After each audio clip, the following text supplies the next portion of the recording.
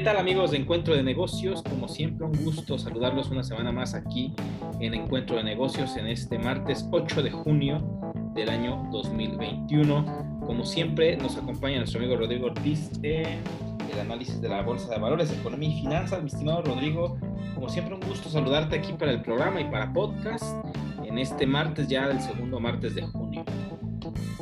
Muy buenas tardes, mi estimado Brian. Un gusto una vez más poder estar aquí contigo. Estimado Rodrigo, pues bueno, fue un fin de semana intenso, al menos aquí en México, con las elecciones intermedias en nuestro país.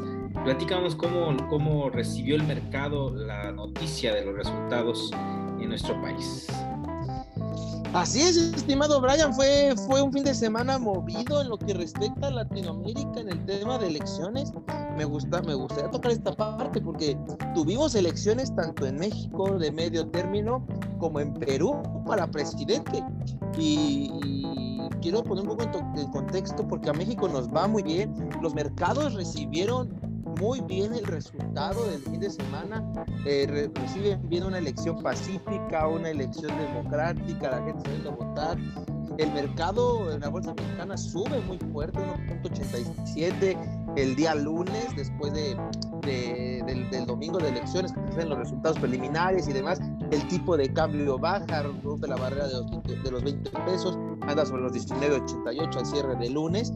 Entonces el mercado lo toma con mucho ámbito, con mucho ímpetu, con mucho gusto, porque al mercado le gusta que exista diferencias en los mercados, le gusta que haya diálogo, que haya competencia, que haya un contraste de ideas. Esto no solo lo transmito a la política, sino también lo transmito hacia la parte de cada empresa.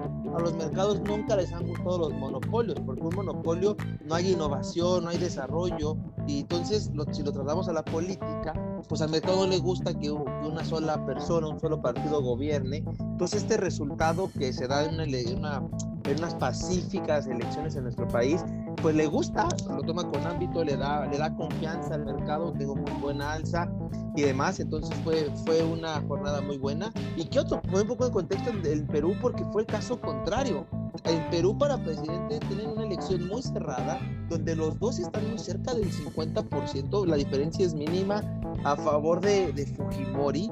Sin embargo, justo por esta cuestión tan apretada y con dos propuestas muy diferentes de cada uno de estos lados de Perú, a diferencia de México, tiene una baja en su bolsa de más del 6%. O sea, para que veamos cómo fue una elección que al mercado le gustó, porque estamos hablando de mercados similares, mercados de Latinoamérica, economías emergentes con buen desarrollo, en donde a México después de sus elecciones le va muy bien, porque el resultado le gusta al mercado, ve paz, ve demás, y al contrario en Perú la ve muy cerrada, la ve muy complicada, y el mercado castiga en Perú y a México lo premia. Entonces, en dos mercados similares, quiero que la gente entienda esto: México está tranquilo en la economía después del resultado, porque los mercados están tranquilos con el resultado y están a gusto.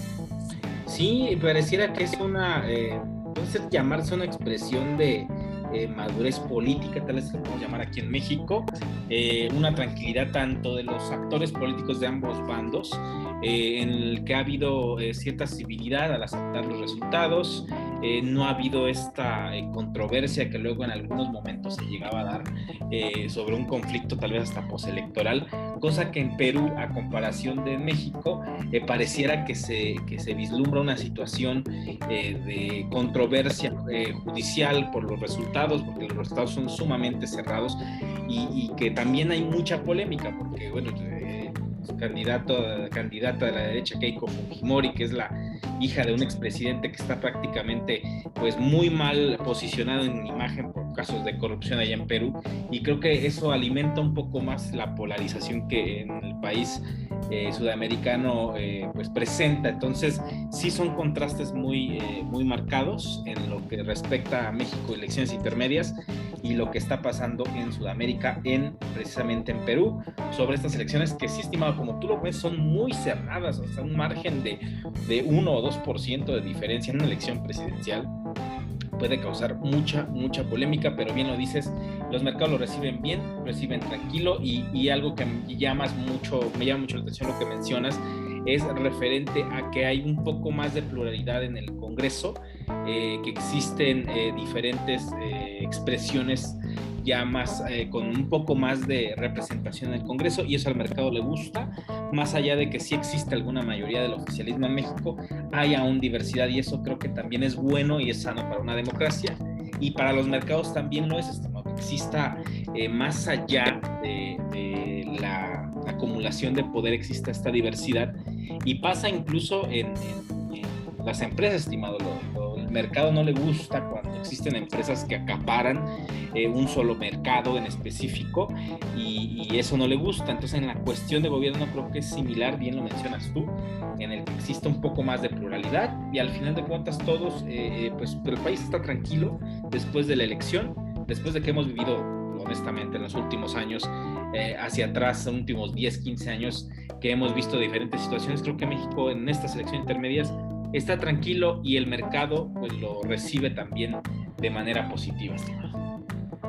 Así es, estimado, me gusta mucho lo que comentas, que al mercado no le gusta que una empresa gane un gran pedazo de pastel de mercado, y hay un ejemplo muy claro el fin de semana, estimado, donde Google, una empresa multinacional muy grande, muy poderosa, aceptó una multa por parte de los reguladores franceses. Ya tenía mucho tiempo peleándose, ya sale la sentencia, y Google acepta pagar $270 millones, estimado, por una práctica monopólica donde beneficiaba a ciertos links de internet respecto a otros sin ningún motivo en general, simplemente por ser el dominante decidía qué veías, cómo lo veías, y entonces acepta esta multa. Y lo que comentamos, estimado, al final a los mercados no les gustan las empresas superpoderosas que tengan ese poder de decisión. Al mercado le gustan las empresas que innovan, que generan utilidades a partir de su innovación, no que hacen mal uso de su posición como grandes empresas. Y entonces esto es importante por lo que estamos diciendo. Vemos cómo el mercado sí castiga cuando no haces las cosas bien, cuando estás abusando de tu poder, seas empresa, sea gobierno y demás. Y creo que esto se compagina con una parte de Banco de México de la semana pasada, mi estimado, este gran aumento, esta subida tan fuerte que tiene, porque Banco de México sale a hablar para sus perspectivas del cierre de año, y son mucho más optimistas que las que teníamos anteriormente. Banco de México sube su crecimiento del PIB al 6%, ya es un dato mucho más alentador que lo que traíamos, el 4.5, pues sube al 6 y pone una inflación del 4.8. Ahorita estamos en 5.20 la inflación. Entonces veo una inflación un poco más baja para finales del año, y veo un crecimiento mayor. Ojalá que podamos por ahí tener una revisión y que al final del año sea mayor al 6% por la baja tan fuerte que tuvimos del 8.5 el año pasado. Sin embargo, pues ya entre más crezcamos este año, pues más rápido vamos a salir de esta crisis económica creada por el coronavirus. Entonces se empieza a juntar para México buenas noticias en cuanto a su desarrollo económico. Va a haber confrontación política muy buena en la Cámara, donde no es todo el poder para uno solo, sino hay una confrontación, y cuando hay confrontación pues se puede buscar buenos acuerdos, buenos términos para un mejor desarrollo de nuestro país, y ver un Banco de México da mejores perspectivas para ahí, pues habla de que está así que se está formando ahí una cuestión importante para que México siga creciendo, y le sumamos los apoyos en Estados Unidos, le sumamos las remesas, pues empezamos a ver la luz al final del túnel después de la crisis económica. Entonces veo que empieza a pintar un muy buen panorama para nuestro país en los próximos meses, un año y medio. Creo que vamos a estar sólidos económicamente con los datos que traemos hoy, estimado. Y creo que mencionas algo interesante, estimado. Está poniéndose, las circunstancias están colocando a México en una situación muy favorable para la inversión, para que se genere confianza en el sentido de que ya después de las elecciones intermedias no hay una confrontación política como tal, se respetan los resultados como en cualquier otra democracia, y esto le gusta al inversionista, que exista estabilidad, certidumbre y que también exista esta pluralidad, bien lo comentas tú, para que pueda darse una buena oportunidad para que se puedan de cierta manera aperturar nuevas oportunidades, eso por un lado, y que viene de la mano con los buenos pronósticos de crecimiento económico, a excepción de que alguna otra cosa pueda suceder referente al coronavirus, que al parecer no se puede decir que está domado el asunto, que la cuestión de la pandemia ya está controlada, no podemos decirlo así, pero que hay datos alentadores porque la vacunación está continuando, sigue de una forma pues a un buen ritmo. En algunos casos se han dado registros de récord de hasta 1 millón de vacunados diarios, y que oscila entre los 700, 800 mil vacunados más o menos por día. Entonces creo que eso es un buen dato, es un dato alentador. Hay vacunas, llegan vacunas casi todos los días a México, y esto pues ha permitido que se sigan vacunando, estimado, hablando sobre que ya se van a comenzar a vacunar los que tienen una edad de 40, 49 años, tal vez en un mes y medio comiencen los de 30 a 39 años, que son las edades de mayor actividad productiva, o sea, las personas que están económicamente activas, y creo que esto beneficia e incentiva muchísimo a que la actividad económica se comience inmediatamente a reactivar en su totalidad. Lo hablábamos aquí, los viajes de negocios, por ejemplo, que las personas ya puedan tener esa factibilidad de poder viajar, de poder hacer estos viajes de negocios que prácticamente se vieron paralizados, suspendidos, y que muchos sectores que estaban pues prácticamente paralizados puedan volverse a reactivar. Creo que ese pronóstico del 6% sí puede ser real si todo se mantiene como el ritmo que se tiene ahorita en todos los factores que están influyendo para que así sea. Esperemos que en fin de año, estimado, se tenga este resultado, porque creo que México podría marcar un parteaguas para el crecimiento económico, estimado. En este momento en el que, después de un año que fue muy complicado, el 2020 en todo el mundo, que sea un 2021 que se cierre de esta forma, podría ser fenomenal, y seguramente pueden ser un buen augurio para el 2022. Así es, estimado, tienes mucha razón en cómo se está moviendo la economía a final del año, pero como lo dices, no podemos bajar la guardia, necesitamos seguirnos cuidando para que la economía siga creciendo, porque otro confinamiento, y vemos que es posible porque en Europa hubo 3 confinamientos, en India hubo un golpe muy fuerte. Entonces no bajar la guardia, seguir atentos a la vacunación, a las medidas de prevención, y esto puede hacer que de verdad se venga una fuerte inversión a nuestro país. Yo sé que a muchos mexicanos no les gusta la situación actual del país, que una crítica muy dura al presidente. Sin embargo, ha habido mucha inversión extranjera, porque al final el extranjero lo que ve es que dice, son 3 años que le quedan a este presidente, que a los mexicanos no les gusta, pero al final es un presidente, tiene sus buenas, tiene sus malas, pero le quedan 3 años, o sea, y yo son 3 años que voy a invertir en México, aparte en mi proyecto, a partir del 4º año voy a empezar a recibir utilidades, porque son 3 años de inversión. Entonces no me preocupa realmente quién gobierne, siempre y cuando hay un Estado de Derecho, de gobernabilidad, no pasa nada. Y entonces los extranjeros están viendo esa oportunidad, los datos económicos que estamos hablando, de la recuperación económica, de una parte de las elecciones pacíficas, pero ya diversificadas, demás. Entonces creo que sí se está juntando todos los ingredientes para que México pueda atraer mucha inversión extranjera, sobre todo inversión extranjera al país, y permitir un mayor desarrollo. Sí, bien lo comentas tú. Al final, bueno, es un gobierno como todos los que entran y salen, quedan 3 años. Si se hace un buen trabajo, creo que al final beneficia a la economía y beneficia a todos, y todos nos vemos beneficiados de que se haga un trabajo que sea bueno, más allá de la polarización que existe en el país y las discrepancias que existen, al menos se ha hecho un buen trabajo. De cierta forma, el país sigue caminando, hay un buen pronóstico, principalmente, que creo que es uno de los problemas que se ha podido solucionar, al menos a corto plazo, es el de combate al coronavirus, y que la economía se pueda reactivar más allá de cualquier otra cosa. Lo más importante, y le ha dado prioridad al gobierno, ha sido que la reactivación económica se dé.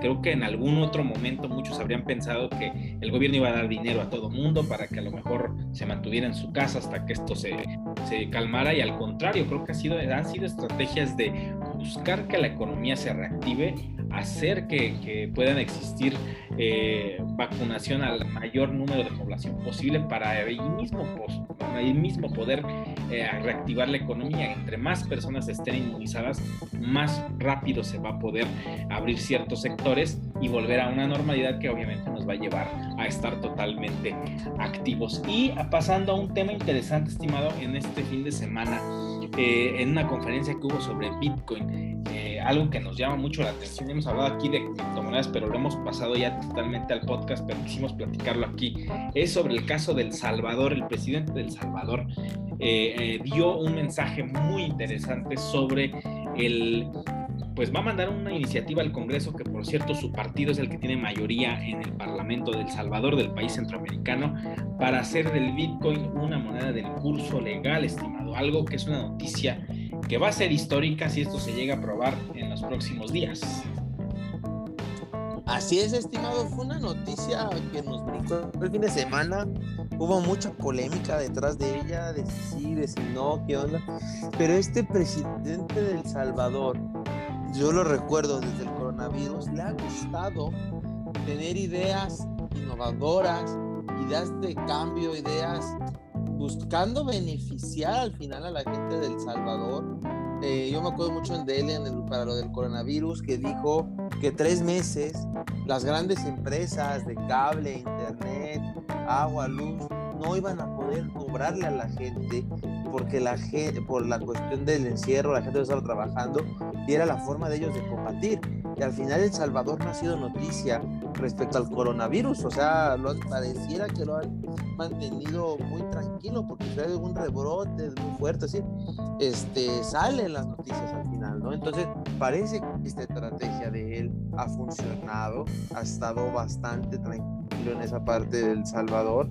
Entonces creo que fue una muy buena idea que él tuvo, por lo menos por los resultados que se dieron del coronavirus, fue buena. Y a esto le sumamos, estimado, que en estas ideas de cambio, de innovación que él trae, buscando acercarse a la gente, pues es el primer gobierno que se pone a favor del Bitcoin, de rebuscarlo, regularlo internamente, de llevarlo a uso legal. Sí se me hace una apuesta arriesgada hoy en día, con la alta volatilidad que tiene el Bitcoin. Es una realidad. Yo creo que él deberá ahí buscar o fundamentar más por qué quiere tomar esta postura. A lo mejor es como en algún momento muchos países anteriormente migraban a la dolarización de su economía, donde pierdes, que también es un riesgo. Hablando desde la dolarización, porque con el Bitcoin sería un caso inédito y habría que ver qué pasa, pero con la dolarización de tu economía, donde todo es en dólares, pues pierdes la autonomía que te da el poder tú hacer tu propia política económica, porque pierdes esa parte, quería, de los tipos de cambio, pues mantenerlos, ¿no? O sea, pues si de repente el tipo de cambio se te sube mucho y te puede provocar inflación, pues tienes herramientas como subastar de tu moneda al mercado para tranquilizar los mercados y bajarla un poco, bajar la tasa de interés, subir la tasa de interés en caso de necesitarlo. Entonces, es una parte ahí muy completa de cosas que a lo mejor pudieras perder por adoptar una moneda de la cual no tienes control. Estoy hablando de la polarización, pero con el Bitcoin me voy a lo mismo. ¿Cómo puedes tú controlar la emisión de Bitcoins? No es algo que no puedes.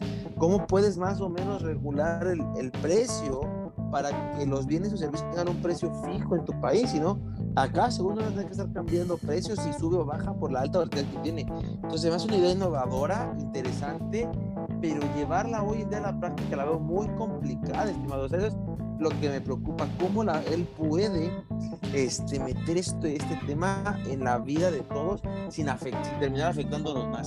Eso sería lo único que me preocuparía, el plan que tiene para así insertar el Bitcoin en su economía.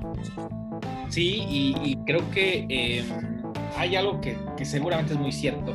En El Salvador el partido del presidente está prácticamente, tiene mayoría, y de ser por voluntad política creo que no habría problema, se podría aprobar esta iniciativa que pretende proponer en el Parlamento allá en El Salvador.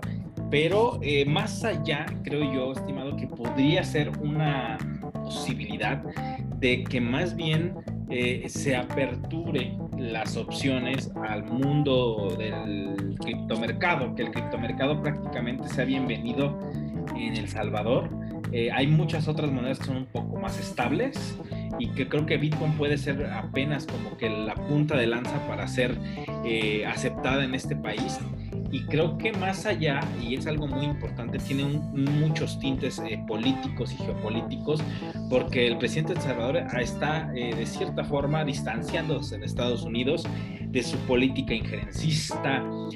Ha criticado mucho esta política de los Estados Unidos en las últimas semanas, y pareciera que puede abrir la puerta, estimado, a que el mundo de las criptomonedas empiece a tener una utilidad pues ya real, más allá del Bitcoin, porque bien lo dices tú, va a ser muy complicado saber cómo utilizar el Bitcoin como tal, la moneda como tal, el Bitcoin en específico para el curso legal en un país. Pero si hablamos de otras monedas que están en el mercado, en el criptomercado, y que son un poco más estables, pudiera ser una posibilidad. Y le sumamos, estimado, que este pudiera ser el camino para muchos países que tienen sanciones por parte de Estados Unidos y que necesitan de cierta forma reactivar su economía, y que pueda ser estos países como El Salvador, por ejemplo, un ejemplo de que puedan llegar empresas de criptografía a este país, que sea un clúster para el mercado de las criptomonedas, este país de Centroamérica. Una idea muy innovadora que muchos pensarán que es algo muy loco y algo muy descabellado, pero creo que es pensar en un futuro no muy lejano. Y si le sumamos este objetivo que a lo mejor tiene el gobierno de El Salvador, lo leí hace algunos días sobre el sistema SWIFT para hacer transferencias internacionales, estimado, que en el caso de Rusia, al parecer la Unión Europea quería desconectar a Rusia del sistema SWIFT para transferencias internacionales. Entonces, imaginar que a lo mejor puede sustituir alguna tecnología como Ripple, por ejemplo, sistema de transferencias, no sustituirlo, pero al menos mantenerlo como una alternativa y que forma parte del criptomercado, pues puede ser una alternativa y puede ser el camino, y El Salvador puede ser el primer país que abra camino al criptomercado y marque un hito totalmente, un momento histórico en el que prácticamente se apertura. Incluso en los libros de economía, estoy seguro que en algún momento se va a escribir sobre cómo fue un país el primero que aperturó y legalizó el uso de estos activos, estimado. Así es, estimado, lo dices perfectamente. Yo creo que la idea es buena. Sin embargo, se acelera un poco desde mi punto de vista el país de El Salvador en escoger Bitcoin por la cuestión de que era más famosa. Como tú lo dices, si a lo mejor hubiera escogido una criptomoneda más estable, con menos volatilidad, incluso un poco más eficiente, como puede ser el Ripple, el Littlecoin, pudiera ser un proyecto mucho mejor, porque de esta manera no estás arriesgando tanto volatilidad. Híjole, ¿cómo explicarlo? Al final las monedas que utilizamos, el peso, el dólar, el euro, cuando tienen un cambio muy, muy fuerte, su volatilidad realmente no es tanta, porque en un día lo mucho que llegan es 1%, tal vez 2% en el peor de los casos, al menos que fuera un caso muy extraordinario. Yo siempre lo pongo en ejemplo de que el dólar después del 2008 andaba sobre los 10 pesos, hoy anda sobre los 20 pesos. O sea, realmente un cambio de 100% en 13 años, estimado, es muy bajo. si lo comparamos contra las acciones, que a lo mejor nos pueden dar un 300, 400% en este tiempo, esos son los niveles de volatilidad al final. Y ya ni hablemos del Bitcoin, estimado, que desde el 2008 que es creado hasta ahora, pues su cambio de precio ha sido estratosférico. O sea, estaría hablando de más de un 100,000%, estoy casi seguro, porque empieza en centavos y va sobre los $36,000. Entonces, tendría que hablar de un 100,000%. Entonces, quiero poner en contexto estos niveles de volatilidad de cambio de precio que existen desde una moneda fiat hasta una acción, ya entrando a las criptomonedas. Entonces, sí se me hace una apuesta interesante, pero muy arriesgada por la naturaleza volátil del Bitcoin, estimado. Eso es lo que realmente me preocupa. Sí, es, estimado, un tema que sin duda alguna va a dar mucho de qué hablar en los últimos días. Estaremos por ahí en el podcast de Encuentro de Negocios hablando de ello, en los capítulos y episodios de Mundo Cripto. Mi estimado Rodrigo, pues como siempre un gusto tenerte aquí en Encuentro de Negocios para radio y a través del podcast del programa. Un gusto, mi estimado Brian. Muchas gracias.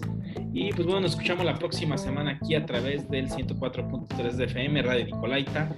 Yo soy Brian Ramírez y recuerden, somos el único programa especializado en temas de negocios de la ciudad. Hasta la próxima.